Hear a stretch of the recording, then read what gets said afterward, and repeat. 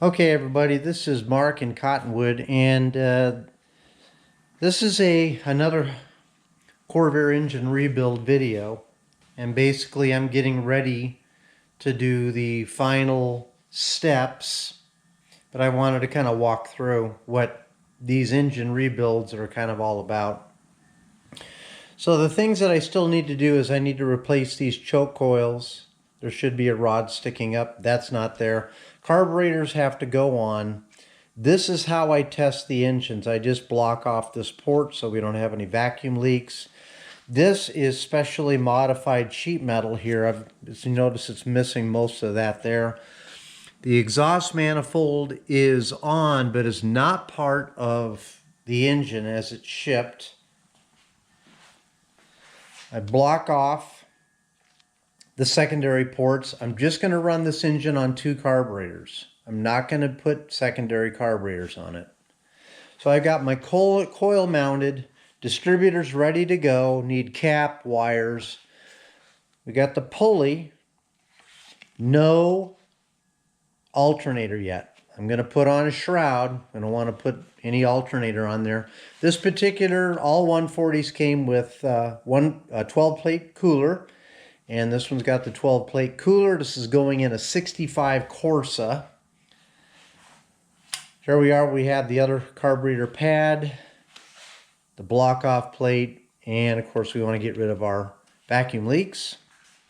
New filter. You'll notice the pressure gauge, and I always run oil pressure. Want to make sure that when it's cold, it should have about 40 to 45 pounds cold. And that's going to come down as the engine gets warm. This is my test sheet metal here. This is going to be coming off. This sheet metal will be coming off. This sheet metal will be coming off here, because the customer's got that. You'll notice that I've got a test flywheel here. There's no pressure plate. The pressure plate doesn't have any spring. It's just to spin the motor. Here's my starter, start switch, exhaust manifold, which is not included. This is my exhaust system that I use to test. The harmonic balancer, the customer is going to supply one. So that brings up an issue. Do you test a 164 cubic inch engine without a harmonic on it? I do. And you got to remember that all 95 horsepower 164 cubic inch engines came with this style pulley. So it's a harmonic that is developed at about 4,800.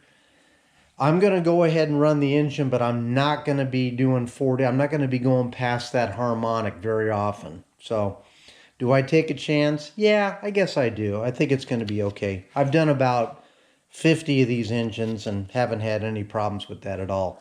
Would I prefer a harmonic on there? Absolutely. Do I recommend that people put a harmonic on there? Absolutely.